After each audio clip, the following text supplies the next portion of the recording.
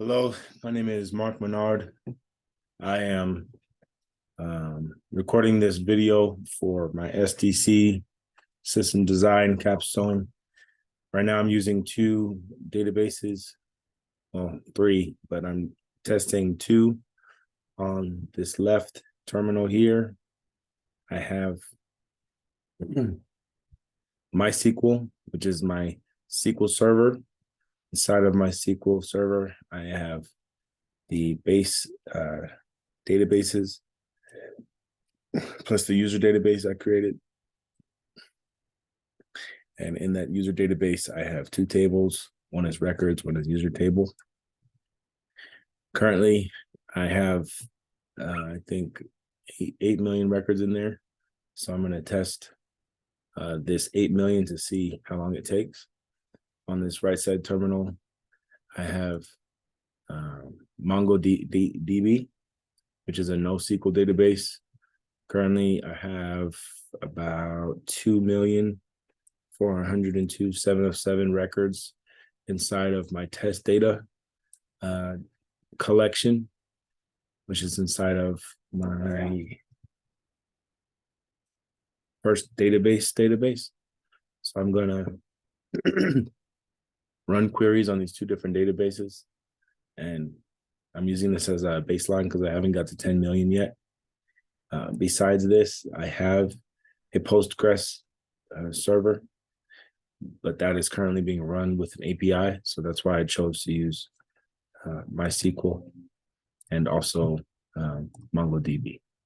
So first I'm going to start with a query to select all of the records from records, or all of the, so you do select everything from records and let that run, see how long that takes.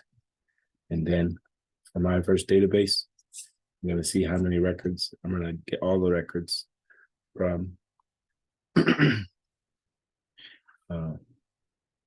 from here, from my MongoDB, which is db.testdata.find. And I'm going to find all of the records. And that didn't take long at all. So I'm going to use .explain. I think this will work. And then be got the name right here.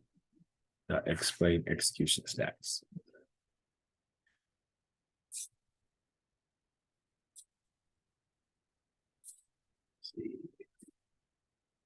So for my NoSQL database, which is MongoDB, I run the explain execution stats, and it gives me execution statistics right here, which success is true. Number of records returned is 2,402,707, and the execution time in milliseconds is 1513.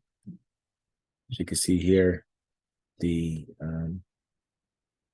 SQL database is now on, what is that? 5 million records. So I'm gonna have to let that run. I could cancel the query, but I'm curious to see how many records I put in there.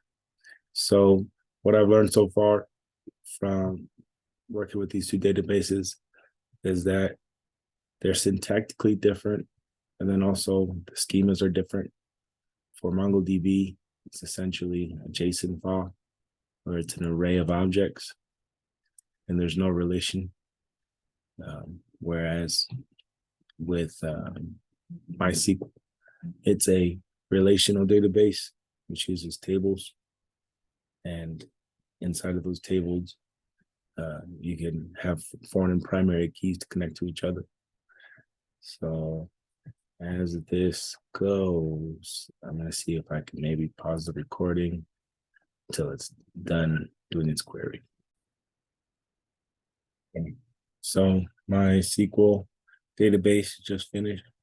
It's 16 million rows. Says it took 10 seconds, but that was way longer than 10 seconds. But it may be that it took that long to display the records but it was a lot. It only took 10 seconds to query those records. So that's what I have so far. Thank you for watching.